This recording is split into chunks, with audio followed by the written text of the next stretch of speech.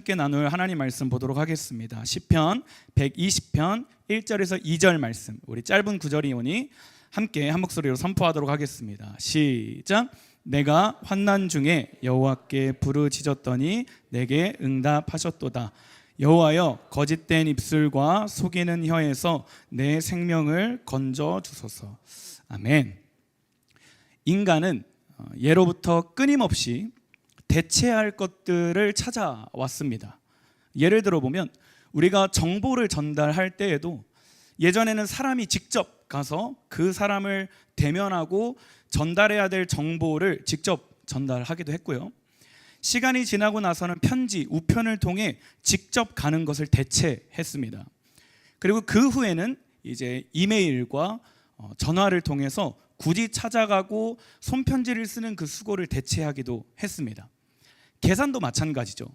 아주 옛날에 원시적일 때는 돌 같은 걸로 이렇게 모아서 힘들게 계산했는데, 나중에 주판이라는 것을 만들고 나서 주판을 통해 그 돌로 계산했던 수고로움을 대체하기도 했습니다. 그리고 또 시간이 지나서 이제 전자계산기를 발명했고, 또 컴퓨터를 통해서 그 수고들을 계속 대체해 나갔습니다. 한 가지 또 말씀드리면 정보 습득도 마찬가지입니다. 예전에 우리가 무언가를 배우려면 직접 스승을 찾아뵈서 시간과 어떤 정성을 쏟아서 정보를 터득했다면, 어느 순간 시간이 지나고 책이 막 나오기 시작하면서 책을 통해 그 수고를 대체하기 시작했고, 또 기술이 발전하면서 이제 웹서핑, 유튜브나 AI를 통해 또 책을 읽는 수고를 대체하기도 했습니다. 제가 이렇게 이런 흐름과 패턴과 이 무언가를 대체하려는 이 인간의 습성을 보면서 질문해 봤습니다. 왜 우리는 끊임없이 대체할 것들을 찾고 있는가? 크게 세 가지 이유가 있더라고요. 첫 번째, 편리, 그 다음에 편안, 그 다음에 편익이었습니다. 사람의 습성상 우리는 어떻게든 최대한 스트레스 받지 않고 내가 원하는 것을 효과적으로 더 빠르고 더 쉽게 얻기 위해서 최대한 대가 지불을 하지 않고 편리하고 편안하고 편익적으로 얻으려고 하는 마음이 모든 사람들 가운데 있기 때문에 사람들은 예로부터 대체할 것들을 끊임없이 찾아왔습니다. 결론적으로 다시 한 번 더 말씀드리면, 사람이 예로부터 대체할 것들을 찾는 이유는 간단합니다. 지금에 만족하고 있지 않기 때문입니다. 예를 들어 보면 우리 일상생활에 휴대폰 바꾸는 거를 보면 조금 더 이해하기 쉽습니다. 지금에 만족하는 사람은 핸드폰이 고장날 때까지 바꾸지 않아요. 저희 형 같은 경우도 한 핸드폰을 지금 한 4년, 5년 넘게 쓰고 있거든요. 물어보면 핸드폰이 고장날 때까지 쓴다고 하더라고요.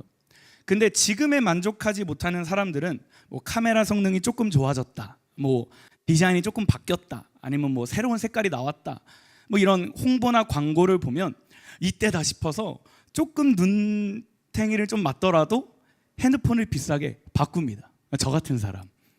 그리고 잃어버려요. 못 씁니다. 못 쓰고 있어요. 제가 여기서 말씀드리고 싶은 건 뭐냐면, 대체하는 게 나쁘다라고 얘기하는 것은 절대 아닙니다.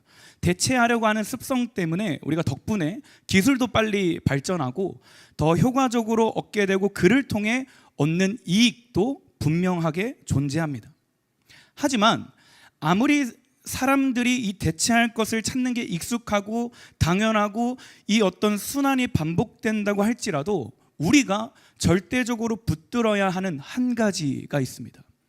어떤 상황이 오든지 어떤 기술이 개발되고 어떤 시대가 도래하든지 간에 절대 대체되지 말아야 할 한 가지가 있는데, 그것은 바로 복음입니다. 복음, 너무나 잘 알고 있고 우리가 너무나 소중하게 여기고 있는 것이죠. 복음이 무엇인가? 라고 질문할 때 예수 그리스도이십니다. 동의하십니까? 예수 그리스도가 복음 그 자체라면 우리는 복음이면 충분한 줄 믿습니다. 아멘. 복음이 우리의 삶 가운데 전부인 줄 믿습니다.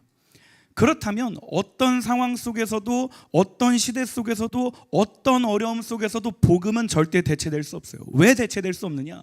세 가지 이유가 있습니다. 첫 번째, 복음은 완전하기 때문입니다. 그리고 두 번째, 복음은 유일하기 때문입니다. 그리고 세 번째, 복음은 영원하기 때문입니다. 말씀으로 같이 증거하겠습니다. 히브리서 7장 말씀입니다. 같이 읽을까요? 시작. 예수님이야말로 우리에게 진정으로 필요한 대제사장이십니다. 예수님께서는 거룩하고 죄가 없으시며 흠이 없고 죄인들과 구별되는 하늘보다 높은 곳에 계신 분이십니다.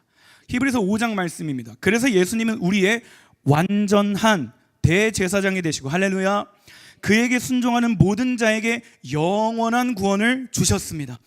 요한복음 14장은 이렇게 증거합니다. 예수께서 이르시되 내가 곧 길이요 진리요 생명이 나로 말미암지 않고는 아버지께로 올 자가 없느니라. 아멘. 사도행전 4장은 또 이렇게 기록합니다. 예수님 외에는 다른 어떤 이에게서도 구원을 받을 수 없습니다. 하나님께서는 온 세상에 우리가 구원받을 만한 다른 이름을 주신 적이 없습니다. 그리고 히브리서 13장 말씀에 우리가 너무나 잘 알고 있는 말씀입니다. 예수 그리스도는 어제나 오늘이나 영원토록 동일하시니라. 동의하십니까? 이 세 가지만 보더라도 복음은 절대 대체할 수 없습니다. 완전성, 유일성, 영원성. 복음은 이미 완전한 줄 믿습니다. 예수 그리스도만이 우리의 유일한 구원자이신 줄 믿습니다. 그분만이 영원토록 변함없는 참 하나님이시요 부활이요 생명이신 줄 믿습니다. 예수 그리스도가 아니면 우리는 절대 구원에 이를 수 없고 죄사함을 받을 수 없고 영생을 얻을 수 없으며 자유할 수 없고 하나님께 나아갈 수 없습니다. 그렇기 때문에 우리는 복음이면 충분한 줄 믿습니다. 그런데 문제는 우리야 복음이면 충분하다는 것을 알고 있지만, 그렇게 고백하지만 안타깝게도 한국 교회 안에, 아니 이 세상의 많은 크리스천들은 여전히 자꾸 인간이 대체할 것들을 찾는 습성에 따라서 복음 또한 대체할 것들을 찾고 있다는 것이 문제입니다.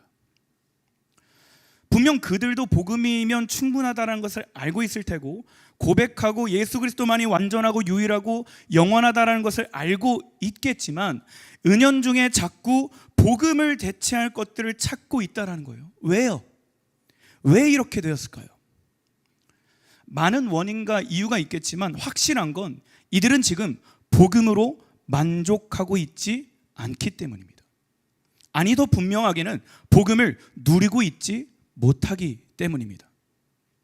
교회는 다닌다고 하지만, 신앙생활을 하고 있다고는 하지만, 내가 하나님 외에, 예수님 외에 다른 것을 찾고 있다면 분명한 것은 지금 그들은 복음으로 충분하지 않다라고 여기고 그렇게 느끼고 있다는 거예요. 아니, 더 정확히는 복음이 지금 나에게 편리하지 않고 편안을 주지 못하고 편익적이지 못하다라고 여기고 있기 때문입니다. 사랑하는 성도님들, 물론 우리는 아니지만 그럼에도 불구하고 우리는 오늘 이 문제와 질문 앞에 다시 한 번 더 진중하게 생각해 보았으면 좋겠습니다. 과연 나의 삶은 어떠한가?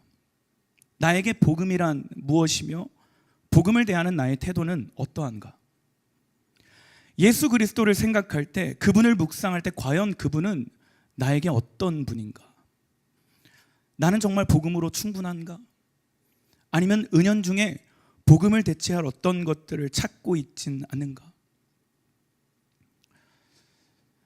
사랑하는 성도 여러분, 편리를 추구하면 진리를 놓치게 되고, 편안을 쫓으면 평안을 잃게 되고, 편익을 따지면 복음의 유익을 빼앗기게 됩니다.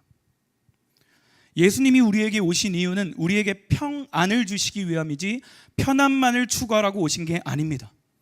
예수님은 진리로 오셨지 나의 편리를 위해 오신 게 아니라는 것입니다.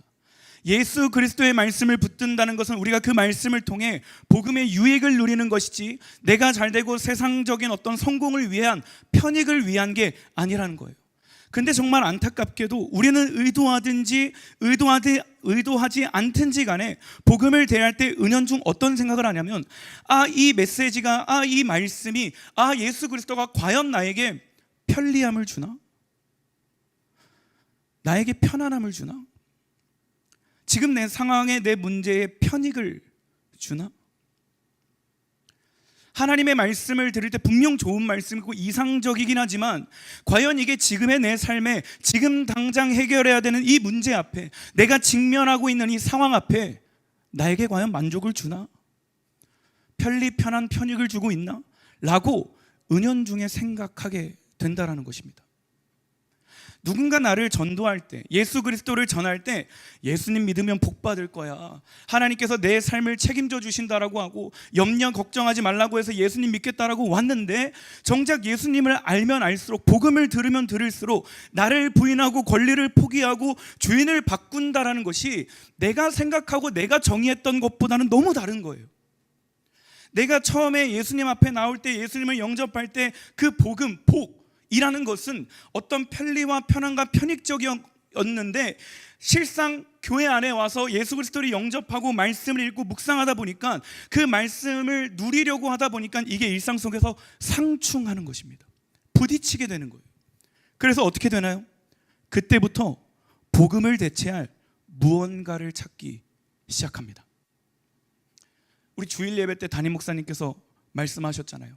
에서가 배고픔 때문에, 지금 당장 눈앞에 있는 그 허기짐 때문에 장자권이라는 그 장자의 축복권을 대체해버리잖아요. 사실 이건 제가 다음 세대에 관심을 갖게 되고 온라인을 통해 또 오프라인을 통해 많은 청년들과 대화하고 그들의 삶을 또 유심히 보고, 아니 더 정확히는 제가 청소년부를 맡게 되고 실질적으로 아이들과 만나고 대화하다 보니 교회 밖에 다른 청소년들 혹은 비행 청소년들의 고민은 무엇이지, 그들이 씨름하고 있는 문제가 뭐지 하고 관심 있게 들여다보고 그들의 소리를 듣게 되다 보니 직면하게 되는 문제였습니다. 복음으로 만족하지 못하는 거예요. 교회는 나오는데, 하나님 말씀은 듣는데, 예배는 드리는데 만족하지 못하는 거예요. 그러다 보니 삶으로 돌아가서 그 대체제를 또 찾기 시작합니다. 그리고 어떻게 하면 이 청소년들에게, 어떻게 하면 우리 다음 세대들에게 이 복음을 누리게 할 수 있을까 고민하다 보니까 저도 모르게 제 안에서 이것이 또 저의 문제라는 것을 발견하게 되었습니다. 그런데 하나님께서 놀랍게도 담임 목사님을 통해 복음을 누려라 라는 메시지를 교회 안에 선포하게 하셨고, 이건 이 문제를 갖고 씨름하고 있던 저에게 엄청난 충격으로 다가왔습니다. 물론 저보다 앞선 믿음의 선배님들 또 성도님들은 이미 잘 알고 있는 말씀이었을 수도 있지만, 이 복음을 누려라라는 메시지가 선포되면서 제 삶의 패러다임이 바뀌기 시작했고, 성경을 보는 눈과 예수님을 대하는 태도가 또 한 번 변하게 되었고, 이전보다 더 말씀을 유심히 곱씹어서 보게 되고 또 기도하게 되었습니다.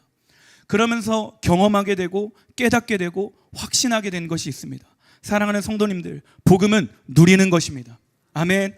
복음은 실제이고 실제적입니다. 할렐루야. 복음은 경험되는 것입니다. 말씀은 능력인 줄 믿습니다. 말씀은 반드시 이루어질 줄 믿습니다.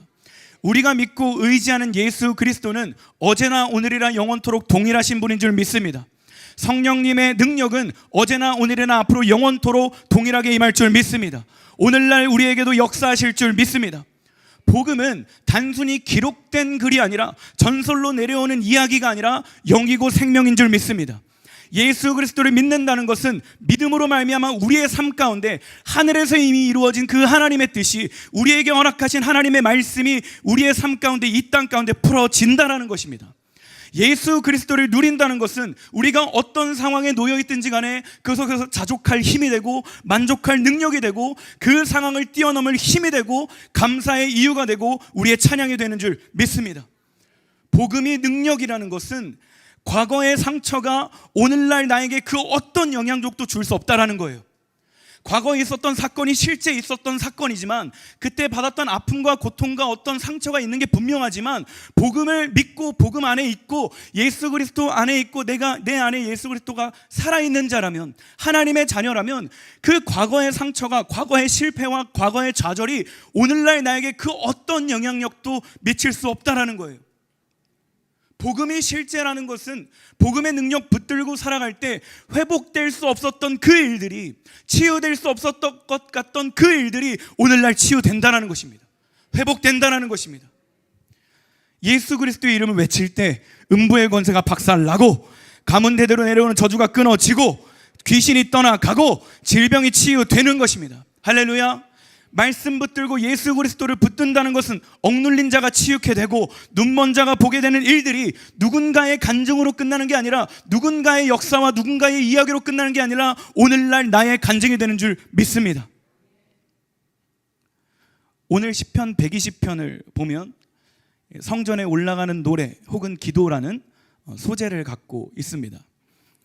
본문을 보면 이 시편 기자의 삶은 거짓이 난무하고 혼란스럽고 어려움과 환난 가운데 놓여 있음을 볼 수 있습니다. 말씀 한번 같이 보겠습니다. 2절 말씀 시작.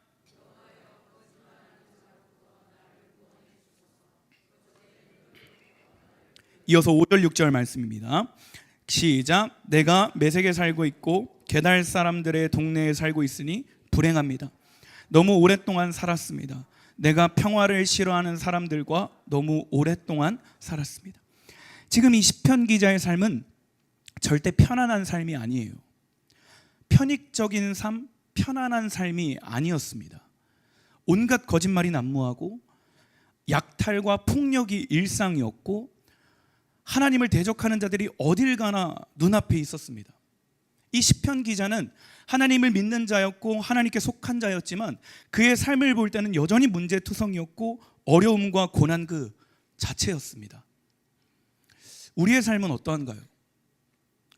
복음이면 충분합니다 라고는 하지만 여전히 육신의 질병으로 고통스러워할 때가 있습니다. 여전히 재정적 어려움이 있고요, 여전히 과거의 상처가 있고 아픔이 있습니다. 여전히 넘어야 할 산은 크고요, 해결해야 될 문제는 많습니다. 어쩌면 이 시편 기자의 삶이 우리의 모습처럼 보이기도 합니다. 그 속에서 사단은 우리에게 뭐라고 거짓말할까요? 너 정말 복음이면 충분하니? 지금 이 상황에서 예배하고 기도하는 게 맞아? 지금은 급한 불부터 꺼야 돼. 다른 방법부터 찾고 예배는 그 다음에 해. 지금 너에게 그거는 편한 편익을 주지 못해. 그러니까 하나님은 나중에 찾고 지금은 일단 다른 대체제를 찾아. 너 지금 이 기회 놓치면 앞으로 5년 10년 피곤해. 가정 생각해야지, 자녀들 생각해야지.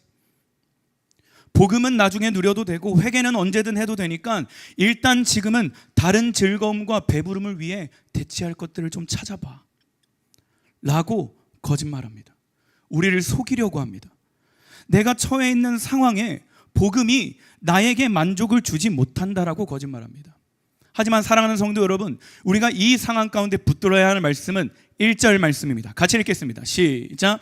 내가 환난 중에 여호와께 부르짖었더니 내게 응답하셨도다. 아멘. 시편 기자는 거짓말이 난무하고 약탈과 폭력이 난무하고 대적하는 자들이 눈앞에 있지만 하루하루 살아가는 그 삶 속에 어려움이 존재하지만 믿음을 타협하지 않았습니다. 복음을 타협하지 않은 거예요. 그 순간을 이겨내려고 뛰어넘으려고 모면하기 위해서 다른 대체품을 찾지 않았습니다. 하나님이 없는 그 무리 가운데 속임수와 유혹이 판치는 그 상황 속에서 그들과 같이 되려고 하지 않았습니다. 그는요, 그 상황 속에서 하나님을 붙들었고, 그는 그 속에서 예배와 기도에 전념했고, 그는 그 속에서 하나님께 부르짖었고, 그는 그 속에서 복음을 붙들었습니다. 다른 대체품을 찾지 않았습니다. 왜요? 하나님 외에 다른 복음이 없다라는 것을 알았기 때문입니다. 하나님 외에, 예수님 외에, 성령님 외에 자신을 도울 수 있는 분이 없다라는 것을 알았기 때문이에요. 하나님 외에 그 어떤 것도 진리가 아니며 영원하지 않고 유일하지 않고 완전하지 않음을 알았기 때문입니다.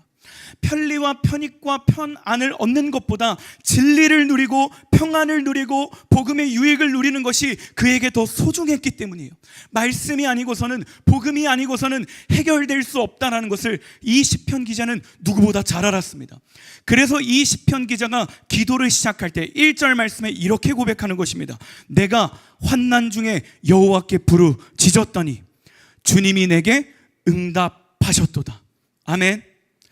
우리의 아픔과 어려움이 있지만 우리가 그 속에서 하나님께 부르짖으면 주님이 응답하실 줄 믿습니다.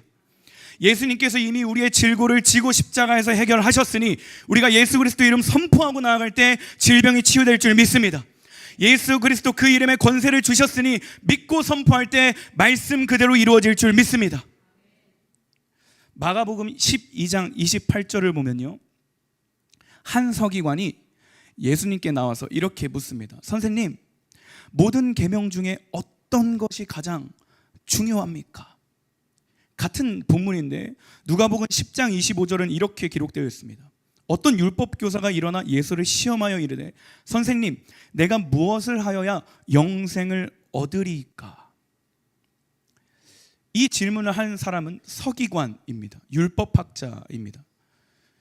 누구보다 하나님의 말씀을 잘 알고 있는 사람이었고, 지금으로 따지면 전통 신학자들 혹은 법률 전문가입니다. 성경을 암송하는 것도 해석하는 것도 실제 삶으로 살아내는 것도 누구보다 뛰어난 사람이었어요. 그런데 그런 그가 예수님께 지금 질문하는 거예요. 선생님, 영생을 얻기 위하여 무엇을 해야 합니까? 선생님, 어떤 계명이 가장 큰 계명입니까? 물론 예수님을 시험하려고 하는 질문이지만 예수님의 대답을 보면 다른 복음은 없다라는 이 메시지에 우리는 더 확신할 수 있게 됩니다. 29절 30절 말씀입니다. 같이 읽겠습니다. 시작. 예수께서 대답하시되 첫째는 이것이니 이스라엘아 들으라.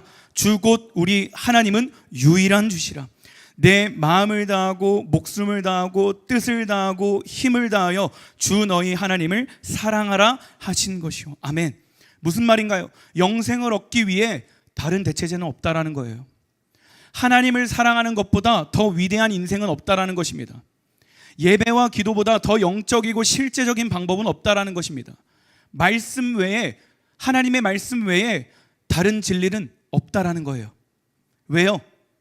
하나님을 알고 목숨을 다하고 뜻을 다하고 힘을 다하고 하나님을 사랑한다면, 하나님을 경험한다면 어떤 상황 속에서도 하나님만을 전부로 여기는 인생이 곧 예수 그리스도를 아는 일이며, 할렐루야, 이것이 곧 영생이기 때문입니다.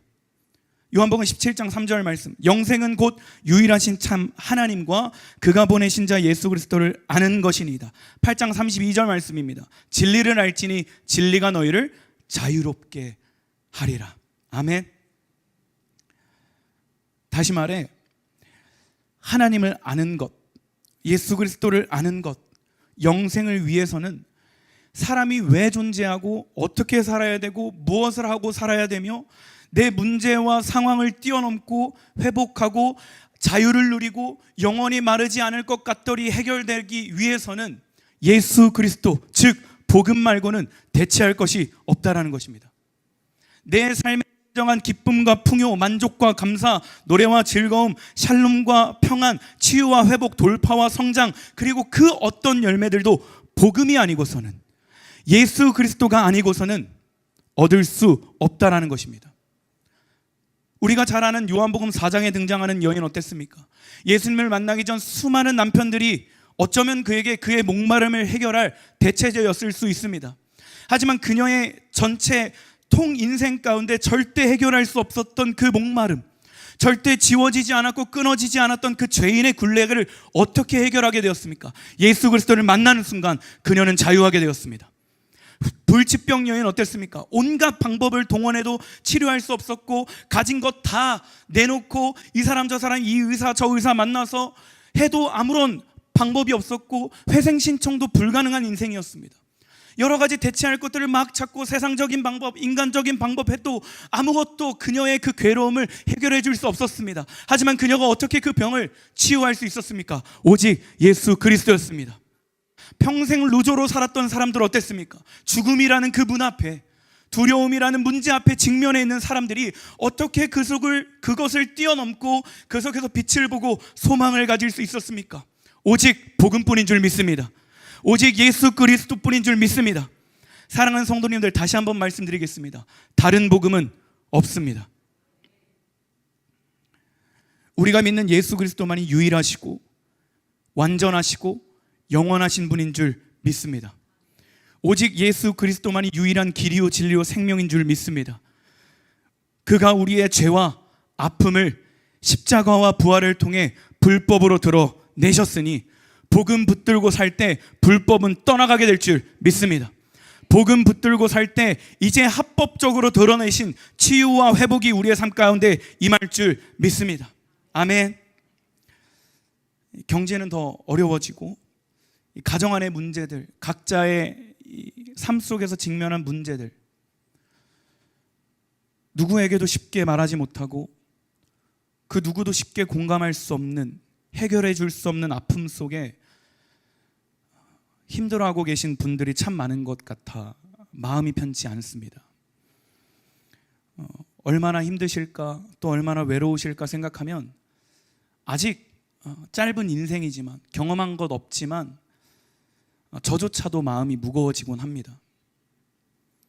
또 내면의 상처를 치료하기 위해 이 사람 저 사람 찾아가기도 하고 상담을 받기도 하고 문제를 해결하기 위해 무언가를 더 무리해서 추가하기도 하고, 어떤 문제를 해결하기 위해 손에 만져지고 눈에 보이는 것들을 즉각적으로 찾으려고 하는 모습 가운데, 이것이 절대 나쁘다라는 것은 아니지만 이 혼란스러워하는 현대 사회를 보면서 지금 당장 눈앞에 이 문제를 해결하기 위해 본질을 놓치고 복음을 누리지 못하고 대체할 것들을 찾아 교회를 떠나고 예수님을 떠나고 받은 은혜를 잊어버리고 자기에게 주신 사명과 부르심과 그 정체성을 다 잊어버리고 오늘날 직면하고 있는, 피부로 느끼고 있는 그 문제를 해결하기 위해 다른 대체제를 찾고 있는 우리 다음 세대를 볼 때 복잡한 마음이 들곤 합니다.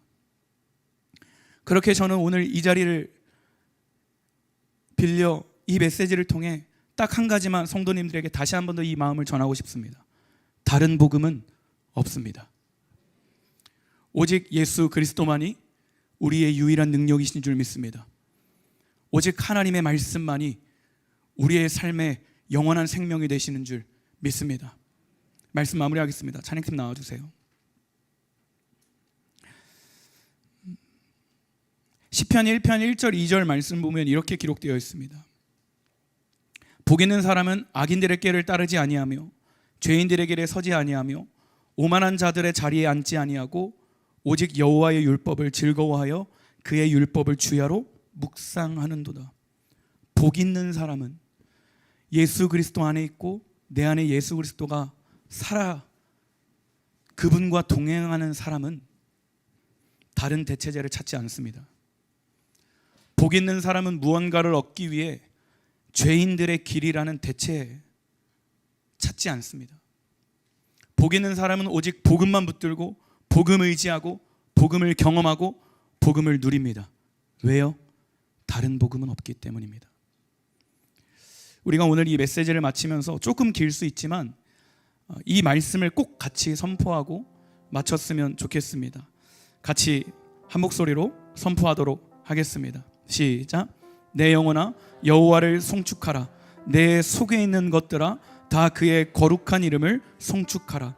내 영혼아 여호와를 송축하며 그의 모든 은택을 잊지 말지어다. 그가 내 모든 죄악을 사하시며 내 모든 병을 고치시며 내 생명을 파멸해서 속량하시고 인자와 긍휼로 관을 씌우시며 좋은 것으로 내 소원을 만족하게 하사 내 청춘을 독수리같이 새롭게 하시는도다. 여호와께서 공의로운 일을 행하시며 억압당하는 모든 자를 위하여 심판하시는도다. 내가 고통 중에 여호와께 부르짖었더니 여호와께서 응답하시고 나를 넓은 곳에 세우셨도다. 여호와는 내 편이시라. 내가 두려워하지 아니하리니 사람이 내게 어찌할까. 여호와께 피하는 것이 사람을 신뢰하는 것보다 나으며 여호와께 피하는 것이 고관들을 신뢰하는 것보다 낫도다. 여호와는 나의 능력과 찬송이시오 또 나의 구원이 되셨도다. 아멘.